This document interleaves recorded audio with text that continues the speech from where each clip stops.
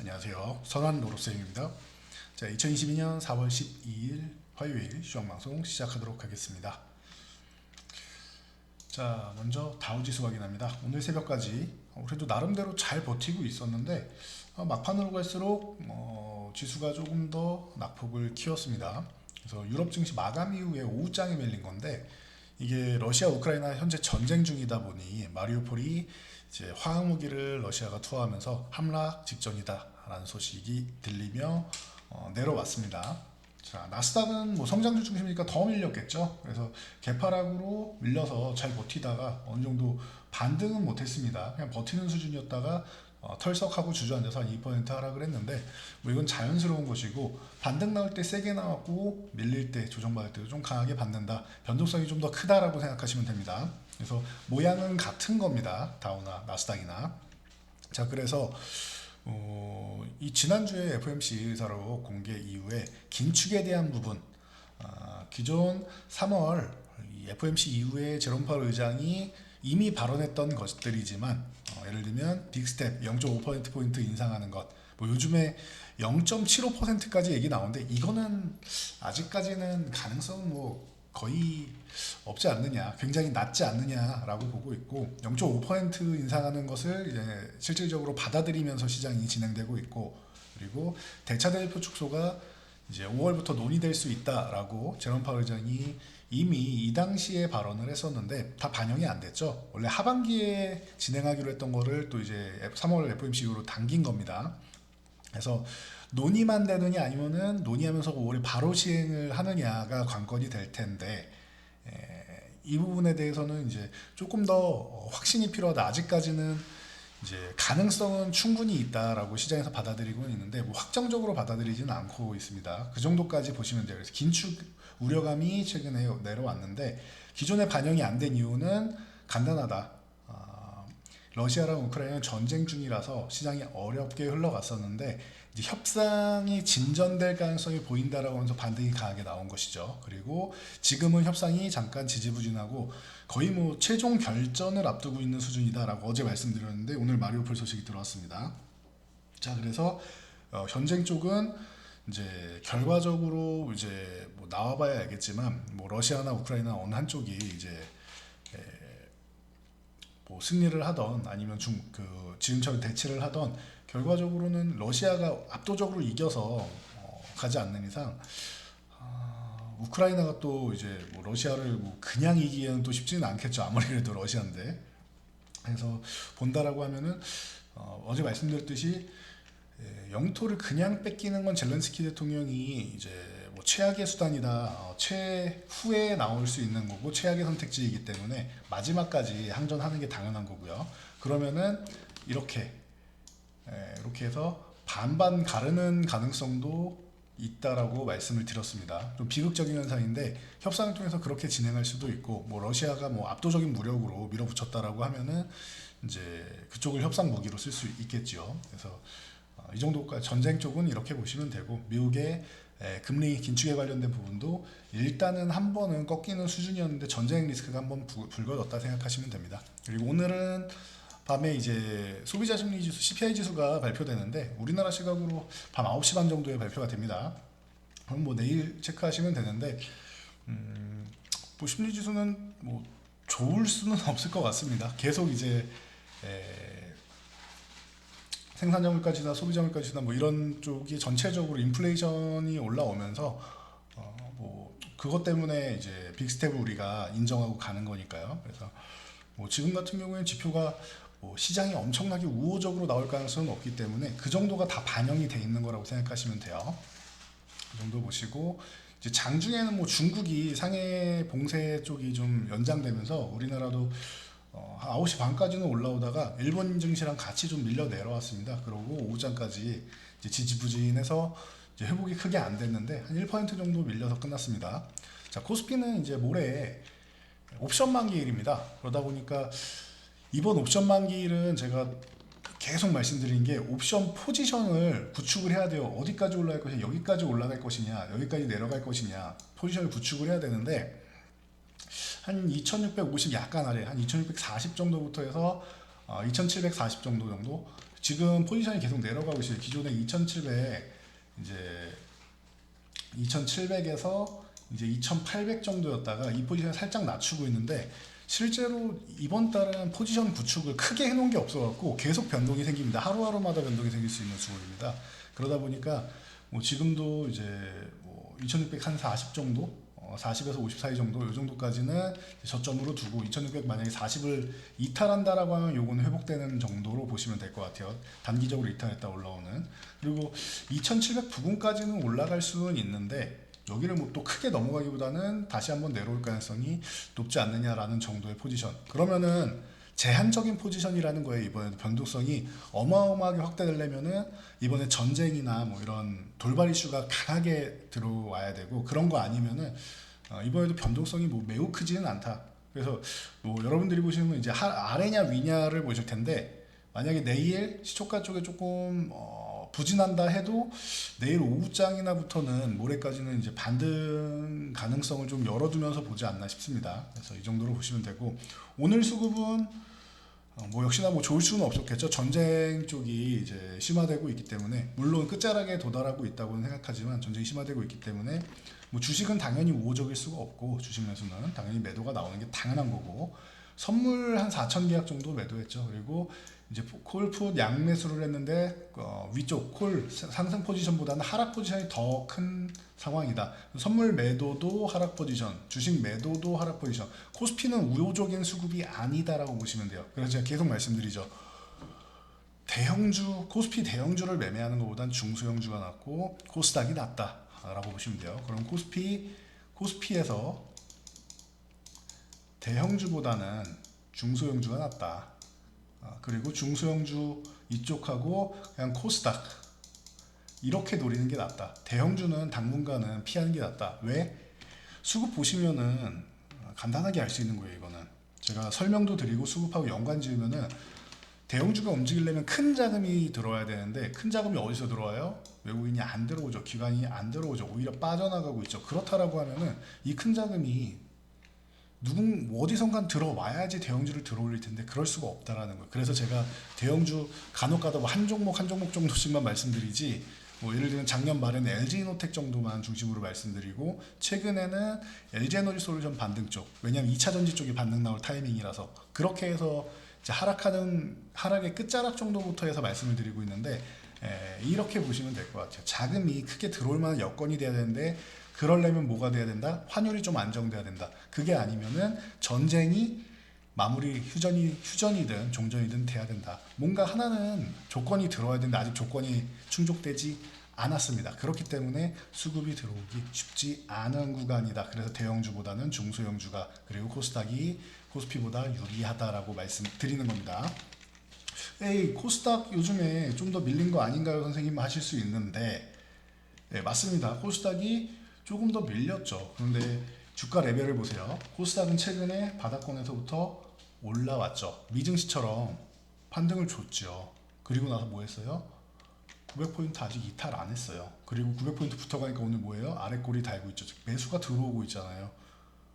그럼 코스피보다 코스닥이 변동성이 있기 때문에, 그래서 최근에 뭐라고 했나요? 순환매를 노리는 거다라고 말씀드린 겁니다. 순환매에 대해서는 잠시 후에 다시 종목 보면서 설명드리도록 할게요. 자, 그래서 제가 삼성전자를 계속 안 보다가 이번에 이제 막 말씀드리기 시작하는데, 이번 주 후반에서 다음 주 정도면은 그래도 한 번 정도는 이 하락을 좀 제한하고 좀 들어줄 타이밍은 오지 않겠느냐라고 말씀드렸는데, 이번 주 후반 이제 다 와가고 있죠. 자, 삼성전자 오늘까지는 밀렸어도 뭐 내일도 조금 밀릴 수도 있고, 내일 뭐 하락을 제한하면서 조금 반등이 나올 수도 있는데, 이제 하락 목표치에 1차적으로는 거의 다 오지 않았나 싶어요. 제 기준에선 말입니다. 그래서 이 구간에서는 뭐 추후에 더 밀렸다가 올라가던 하는 방향이 있더라도 반등을 조금은 모색해도 되는 구간이 아니겠느냐. 대신 큰 자금 들어오기 어렵다라고 말씀드렸죠. 우리나라에서 가장 큰 자금이 필요한 게 삼성전자입니다. 올라봐야 뭐 7만 원에서 72,500원 정도라는 거죠. 그래서 7, 8%에서 한 10% 정도 노리고 들어갈 수 있는 구간이 다가온다라는 겁니다. 자, 이거에 대해서 어느 정도 좀 근거를 말씀드릴 수 있는 거는, 삼성전자 실적은 잘 나왔는데 못 올라갔어요. 뭐 2분기 어쩌고저쩌고 했는데 2분기 실적 전망은 좋아요, 여러분. 근데 지금 눌러야 되니까 뭐 안 좋네 어쩌네 이렇게 얘기가 나오는 거고, 그리고 실제적으로 수급이 들어오기 어려우니까 그런 얘기가 나오는 거예요. 자, 그러면은 이 징후를 어디서 찾을 수 있느냐라고 하면은 이렇게 보시면 돼요. 소부장 쪽 종목을 한번 보세요. 그동안 소부장 쪽은 사실 작년에 나쁘지 않았고 앞으로 성장성은 무궁무진하죠. 근데 작년에도 나쁘지 않았음에도 불구하고 밀려있는 종목들이 굉장히 많단 말이에요. 억울한 종목들. 자, 그렇다라고 하면 ENF 테크놀로지, 뭐 소재주 중에 가장 뭐 대표적인 종목 중 하나다 말씀을 드렸는데, 이 종목도 물론 대표 종목 중에 제가 항상 투탑으로 꼽는 건 솔브레인하고 동지셀리캠입니다만, 이 종목도 많이 말씀드렸죠. ENF 테크놀로지 같은 경우가 최근 바닥권에서 치고 올라오죠. 벌써 3만원 초중반까지 왔습니다. 쉬어도 돼요 이제. 이거 뭐 3만원 흔들기를 하던 아니면 3만 뭐 2천원, 1,000원 쪽까지 내려오던 쉬어도 돼요 이제. 쉰 다음에 3만원 중반 정도까지는 뭐 어렵지 않게 올라갈 겁니다. 4만원 넘어, 이게 4만원 아래 있을 종목은 아닌데 지금 많이 뭐 저평가되어 있는데 올라오고 있죠. 자, 어버브 반도체도 제가 뭐 누누이 많이 말씀드렸던 종목인데, 어버브 반도체 뭐 하나머티리얼즈 이런 종목들 최근에 바닥권에서 치고 올라오고 있죠. 자, 후공정 쪽에서 유니테스트랑 테크윈을 가장 많이 말씀드렸는데, 뭐 대표적인 종목이라고 말씀드린 테크윈 21,000원 돌파 시도해서 위쪽에 한번 돌파 시도하고 쪼르륵 내려와 있죠. 자, 이런 거 다 매수 기회라고 봐요. 자, ENF 테크놀로지 어부 반도체 올라와 있다. 지금이 아니라 언제? 이렇게 휴식을 취하면 이런 게 매수 구간이다라고 보시면 돼요. 자, 소부장 종목들이 이렇게 전체는 아니어도 하나하나 좀 살아나고 있죠. 삼성전자를 끌어올리는 것보다 얘네가 적은 돈으로 주가를 끌어올릴 수 있기 때문에 이쪽으로 먼저 돈이 들어오는 거예요.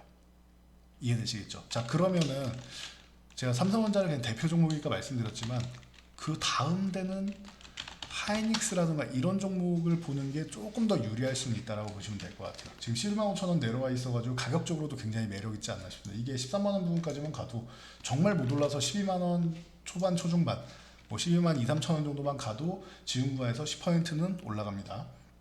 그리고 13만원까지 가면 한 15% 이상은 되죠. 그러면은 삼성전자보다는 기대 수익률이 더 높다라는 거죠.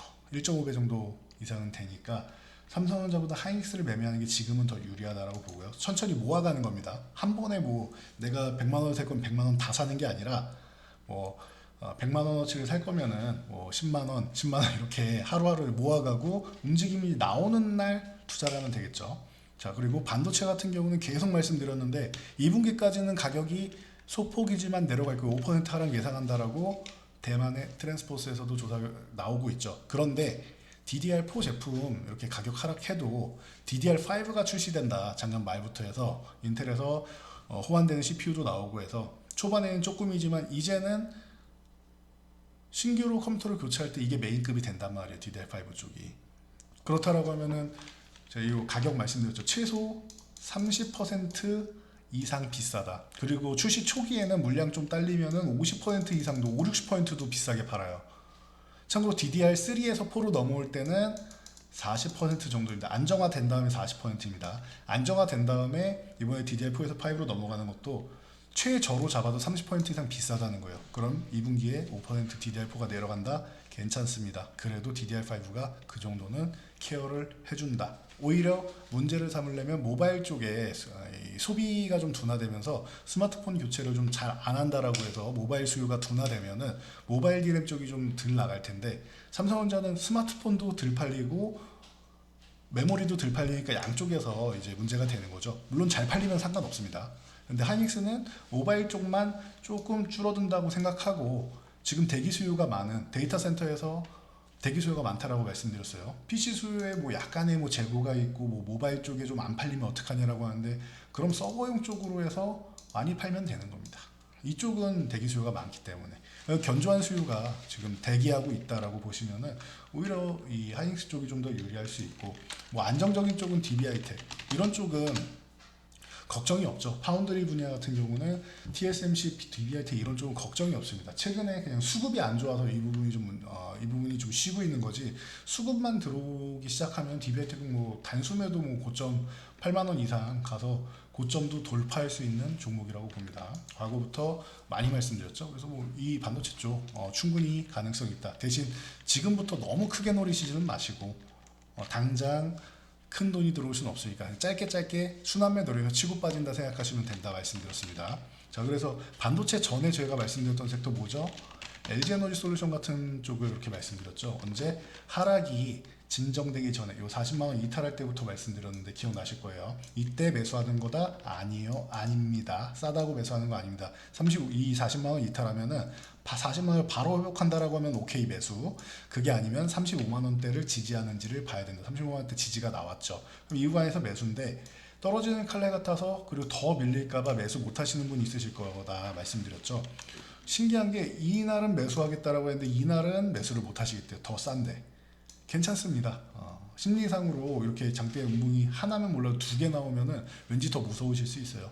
그런 분들은 기다리시라고 했죠. 일주일 이상. 한 7일 정도 되는데 기다리면 비슷한 가격 다시 온다. 다른 종목 매매하고 요거 기다리시면 된다. 한 종목 매매하고 돌아오면 되죠. 여기도 불안하다. 40만 원 미치니까 저항으로 느끼면 어떠냐? 그럼 40만 원 회복하고 매수해도 괜찮다라고 했죠. 다른 종목 매수했으니까. 거의 2주 정도의 시간을 벌 수 있는 겁니다. 이렇게 해서 2차 전지 쪽 말씀드리면서 대장이 뭐다? 제가 볼 때는 포스코 케미칼이 제일 현재 좀 가능성이 높지 않느냐라고 본다 말씀드렸는데 멋지게 올라오고 14만 원 선이 없어졌네요. 제가 너무 많이 걷나 봐요. 14만 원 요 구간에서 이제 저항 구간까지 올라간 다음에 휴식이 나오고 있죠. 지금 그러면은 이쪽에서부터는 다시 모아가는 타이밍이다 보고 있고, 그리고 포스코 케미칼 다음에 LNF 말씀드렸죠. 왜냐면은 제가 양극재의 가장 대표적인 종목으로 LNF 에코프로비엠, LNF는 MCN의 강자, 그리고 그 에코프로비엠은 NCA의 강자, 둘 다 이제 그 하이니켈 쪽으로 넘어가고 있고 NCMA 쪽으로 넘어가고 있고 한데, 포스코 케미칼은 양극재, 음극재 동시에 음극재까지 돼 있고 양쪽 모두 폭발적인 성장을 보이고 있어서 저는 포스코 케미칼을 더 좋게 본다라고 말씀을 드렸고, 기존에 코스닥에 있을 때부터 포스코 캠텍 때부터 계속 매매했던 종목이죠. 그래서 그쪽을 1순위, 그리고 이제 양극재 쪽에 특화되어 있는 LNF 그 다음이다. 그리고 나서 이제 LG에너지솔루션이 좋아지면 이쪽이 먼저 좋아지고, 삼성 SDI가 좋아져야 되는데 삼성 SDI는 조금 뒤에 올라왔죠. 자 보시면은 삼성 SDI는 LG에너지솔루션보다 며칠 뒤에 올라왔단 말이에요. 왜? 리비안 쪽이랑 이 반등 나오는 게 며칠 뒤에 나왔기 때문에 그때부터 삼성 SDI가 튀어오르기 시작했죠. 그리고 나서 이제 에코프로비엠이 그럼 좋아질 수 있다 말씀드렸는데, 에코프로비엠이 최근에 뒤따라서 잘 올라와줬습니다. 지금 예쁘게 잘 쉬고 있는 구간이라고 봅니다. 그래서 2차 전지 관련주들은 이렇게 쉴 때 보는 게 맞다. 이게 앞으로 반도체주가 따라가야 될 운명인데 2차 전지주만큼 이렇게 강하게 올라올 수 있을지를 모르겠어요. 그거는 반도체는 돈이 더 많이 들기 때문입니다. 그래서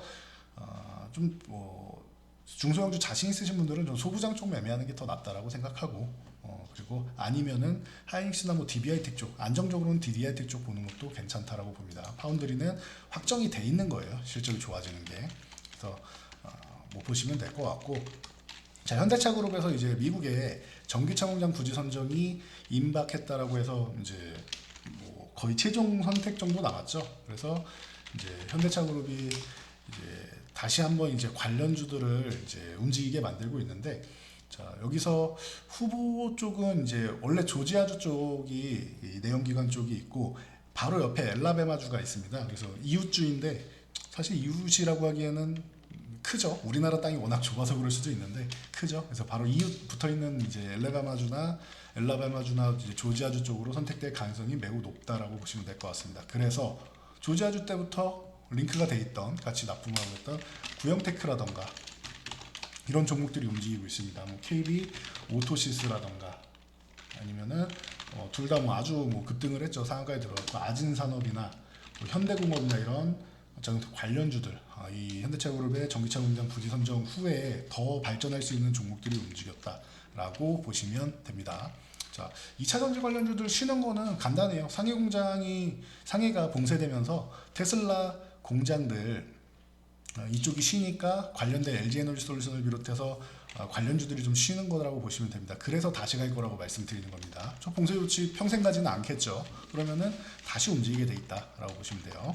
자, 그리고 어제 조선주 말씀드렸죠. 현대미포조선이랑 뭐 현대중공업 중심으로 해서 이제 2분기, 3분기에서 서서히 실적이 턴어라운드 되는 종목들이 나올 것이다 말씀드렸는데, 현대미포조선 이틀 연속 바닥권에서 이제 반등 예쁘게 나왔고, 현대중공업도 오늘 양호한 흐름입니다. 현대중공업이 추세는 제일 좋습니다. 주가 레벨은 제일 좋고, 자 그리고 대우조선해양 같은 경우가 오늘 좀 강하게 치고 올라왔는데, 대우조선해양은 실적에 대한 부분이라기보다는 제가 볼 때는 이 해수부 장관 후보에 이현승 해양교통안전공단 이사장께서 이제 후보에 돼 있는데, 이게 출신지가 대우조선해양이다 보니까 그 영향이 좀 있지 않았나 싶습니다. 그래서 어떤 영향이 됐든 대우조선해양도 좀 움직일 만한 모멘텀이 나온다라고 하면 좋겠죠. 여기에 뭐 최근에 수주도 많았는데 너무 못 움직이기 좀 아쉽긴 했는데, 이런 이제 정치적인 정책 관련된 이런 부분이 나왔다라고 보시면 될 것 같습니다. 정확히 직책 관련된 거죠. 보시면 되고, 전쟁 부분이 좀 이슈가 되니까 GSE가 뭐 다시 한번 움직이는데, 계속 말씀드리지만 에너지 관련주는 이제 조금 놔주는 게 낫지 않느냐. 유가도 이 상태에서 중앙에너비스나 이런 종목들 올라오고 있는데, 자 유가도 이렇게 전쟁이 다시 또 얘기가 나오고 있음에도 불구하고 100달러 못 넘어가고 있죠. 이 정도 보시면 되고, 천연가스 쪽 GSE가 더 강한 거는 그쪽입니다. 석탄 쪽에 대해서 EU가 수출 금지 조치를 취했죠. 굉장히 큰 결단인데, 천연가스도 수입 금지를 논의한다라고 합니다. 그런데 제가 볼 때 의존도가 워낙 높아서 천연가스까지는 어려울 것 같아요. 제 생각에는 그렇습니다. 천연가스까지 아예 막는다? 쉽지는 않을 것 같아요. 제재를 일부 제재를 가는 건 몰라도 아예 당장 끊어버리기에는 의존도가 너무 높지 않나. 대체 수단이 있어야죠. 석탄은 말씀드렸듯이 호주라던가 이렇게 어느 정도 일부라도 대체할 수가 있는데, 천연가스는 대체하기가 사실 쉽지는 않지 않나, 저는 그렇게 보고 있습니다. 그래서 반대하는 국가들이 분명히 나올 거예요. 특히 탈원전을 하고 있는 독일이나 이런 좀 가장 강력한 국가 쪽에서도 이제 이 노드스트림 2 같은 경우야 모르겠지만 아예 수입 금지하는 거는 너무 좀 어렵지 않느냐라고 보고는 있습니다. 물론 결과는 나와봐야 알겠죠. 근데 현재 전망은 그렇게 보고 있습니다. 그래서 에너지 관련주는 좀 제한적으로 보시는 게 낫고, 그나마 식량 관련주 하나 남았다라고 말씀드렸는데, 이제 식량 관련주도 이제 조금 놓아주는 게 좋지 않겠냐, 오르면 놓아주는 게 낫지 않겠냐 말씀드렸는데, 이거 잘못하면은 여러분 이거 이중천장 나오면은 어떻게 된다? 고점 시그널 된다. 그러면 이제는 좀 놓아줄 시기가 되지 않았냐. 최근에 음봉이 연속적으로 나오고 하는 거 보면 수급적으로도 조금 밀린다라고 말씀을 드렸습니다. 그래서 미래생명자원이나 이런 신성홀딩스 같은 경우도 마찬가지고요. 곡물 트레이딩 쪽으로 해서 이 고점을 높인 것까지는 좋은데, 그렇다고 완벽하게 돌파했다고 얘기하기도 애매하고, 아직 죽지는 않았습니다. 근데 음봉이 여러 번 이렇게 나오는 거는, 고점에서 여러 번 나오는 거는 썩 그렇게 좋은 현상은 아니다. 그러니 이제 정리하는 구간으로 보는 게 맞다라고 계속 반복해서 말씀드리고 있습니다. 기존의 에너지 관련주 이렇게 말씀드리고, 식량 관련주는 아직 괜찮다, 살아있다 말씀드렸는데, 식량 관련주도 이제는 조금 놔주는 게 낫지 않겠느냐. 그래서 식량 관련주 볼 때 남해화학을 좀 보시면은 이제 비료 관련주들은 조금 더 볼 수 있지 않겠느냐 말씀드렸는데, 남해화학 기준 얼마라고 했죠? 12,000원 기억나시죠? 12,000원 어제 강력하게 넘어왔고, 12,000원 구간은 이제 거래량을 줄이면서 이 구간에서 12,000원 흔들기 정도 한다라고 하면은, 남해화학은 한 번 정도는 추세를 살려서 더 갈 자리는 있다라고 봐요. 그러면은 비료 관련주들은 아직은 조금 더 움직일 수 있겠죠. 예를 들면 효성 OMB라던가 이런 종목들 같은 경우, 효성 OMB도 음봉이 많아서 솔직히 좀 별로예요. 그래서 만약에 이 종목을 이제 수익 실현하는 구간을 찾는다라고 하면은 짧게 잡는 게 좋은 것 같아요. 14,500원을 종가로 이탈한다라고 하면은 조선공무도 한번 수익 실현하는 게 맞다라고 봅니다. 남해화학이 그나마 좀 낫고, 지금은 식량 관련주보다는 다른 쪽을 보는 게 낫지 않나 싶습니다. 예를 들면 제가 순환매 계속 말씀드렸는데, 대표적인 종목이 이제 건설 건자재 쪽에서는 삼목에스폼이었죠. 과거 삼목전경부터 많이 매매했던 종목이라 굉장히 익숙하고, 이런 시기에는 대표적인 종목이 된다 말씀드렸는데 기억나실 거예요. 삼목에스폼 같은 경우 어때요? 이런 구간에서, 지지받는 구간에서 매수를 했다라고 하면 괜찮은 구간이 나오죠. 그리고 이제는 이제 많이 올라서 좀 짧게 보셔야 된다. 그리고 정리하면서 보셔야 된다. 그리고 26,500원 혹은 26,000원 이탈 시에는 무조건 한번 정리하고 나오는 게 낫다라고 보시면 돼요. 그리고 3만원 넘어간다라고 보시면 그 대응 구간에 3만원 이탈하면 정리한다 생각하고 수익 실현한다 생각하고 보시면 된다 말씀을 드렸죠. 그 삼목에스폼 다시 한번 올라오고 있고, 이게 순환매라고 생각하시면 돼요. 삼목에스폼이 대장주니까 먼저 올라오는 거고, 성신양회나 이런 고려시멘트 같은 경우도 시멘트 가격은 계속 올라간다. 유연탄 가격 말씀드렸으니까 이것도 기억나실 거예요. 그래서 다시 한번 제자리 찾아가려고 이렇게 힘내는 모양. 벽산 같은 경우도 건자재 쪽으로 계속 말씀드렸죠. 벽산, 하츠, 대림, 비엔코 이렇게 말씀을 드렸죠. 그래서 그 중에서 벽산이 먼저 올라오면서 이제 건자재주도 슬금슬금 눈치를 보고 있어요. 건설주들이 GS건설, 뭐 대우건설 뭐 등등 해서 전체적으로 이렇게 충분히 휴식을 취했습니다. 건설주도 이제 반등은 나올 수 있는데 위에 저항을 조금 많이 만들어서 조금 덜 밀렸어야 되는데 이게 한 4만 한 4천 원? 이 정도까지만 밀렸어야 되는데 조금 더 밀려서 이 4만 4천 원 위쪽을 빠르게 줘야 됩니다. 4만 4천에 4만 5천 원 구간을 넘어가야 되기 때문에 이 구간을 빠르게 회복하는 게 좋습니다. 그래도 최근에 밀리면서도 아래 꼬리 달고 양봉으로 그래도 마이너스여도 개파락 후에 양봉으로 마감하는 거는 나쁘진 않습니다. 가능성 정도는 열어놨다고 보시면 돼요. 그런데 이제 수급이 들어오기에는 아직 돈이 많이 안 들어오기 때문이다라고 말씀을 드렸죠. 그래서 어떻게 한다? 이번 주 주후반부터는 반등을 좀 노리면서 순환매를 노리는 전략, 기존에 말씀드렸던 오늘도 지금 설명드린 건설 건자재, 리오프닝, 그리고 원전 관련주, 전기차, 그리고 섬유 쪽 한세실업 영업무역 같은 경우 계속 말씀드리고 있죠. 이쪽은 실적 시즌이기 때문에 더 좋을 수도 있어요. 환율동향이 최근에 수출주에는 안 좋지만 이런 섬유주에는 오히려 우호적이라고 말씀드렸어요. 환율이 올라가면. 그래서 한세실업이나 영업무역은 좋다. 거기다가 27,000원 돌파한 후에 지금 아주 좋은 자리를 주고 있죠. 자, 이런 구간에서는 이제 모아갈 만한 자리가 된다. 그리고 최근에 27,000원 아래에서는 아래 꼬리 달면서 저점 매수를 하는 모습을 보여주고 있습니다. 그렇다라고 하면은 한세실업 같은 경우는 이제 여러분들이 이제 충분히 이제 매매를 할 수 있는 한세실업뿐만 아니라 영업무역도 마찬가지죠. 저는 뭐 한세실업을 좀 더 선호하긴 하는데 한세실업 영업무역 같은 경우는 아직 죽지 않았다라는 거 보시면서 보면 될 것 같습니다. 그래서 보시고 실적 호전주 같은 경우도 쉬는 구간 노리시면 돼요. 뭐 대표적으로 가장 먼저 실적을 발표한 LG전자 같은 경우 지금 최근에 올라온 다음에 살포시 오늘 조금 밀렸는데 뭐 이거는 올라온 거에 비하면 밀린 것도 아니죠. 그리고 살짝 쉬는 구간에서는 이제 좀 모아가는 방향, 뭐 예를 들면 12만 원 부분을 준다 이러면은 다시 한번 뭐 모아갈 수 있는 구간이라고 봅니다. 그래서 실적 호전주 그리고 기존에 말씀드렸던 순환매 전략 그대로 유지된다라고 보면서 이번 주 후반에서 다음 주를 준비하시면 됩니다. 자, 전 여기까지 말씀드리고 물러가도록 하겠습니다. 조금 어려운 구간이고 좀 아쉬운 구간이에요. 최근에 코스닥 반등 잘 나온 다음에 미끄러져 내린 거는.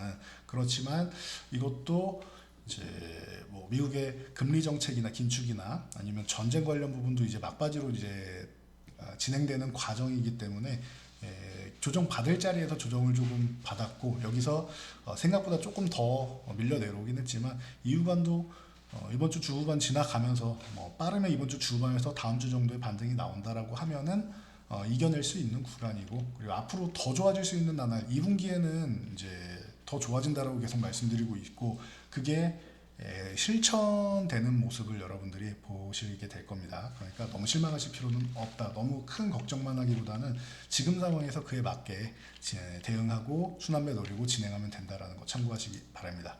코스피 대형주 노리시는 분들은 추후에 제가 대형주 수급 들어올 상황이 되면은 다시 말씀드릴 테니까 그때까지는 기다리시거나 아니면은 이렇게 순환매 노리면서 중소형주 현금 조금 들고 계시고 그렇게 하는 방법도 가능하다라는 거 전략으로 두시고 보면 될 것 같습니다. 자, 영상이 도움되셨다면 주변 분들께도 저희 영상 추천 부탁드리겠습니다. 영상 잘 참고해서 모두 안전 투자하시기 바랍니다.